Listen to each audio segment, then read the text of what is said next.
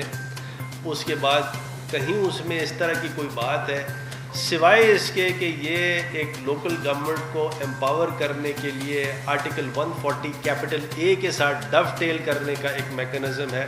اور نہ صرف یہ صرف کراچی کے لیے ہوگا, کوئی ریکمنڈیشن ہماری سکسیسفل ہوتی ہے تو سندھ کے دوسرے شہر ہوں, پنجاب ہو, KPK ہو, بلوچستان ہو, یہ سب کے لیے ایک مشعل راہ ہوگی.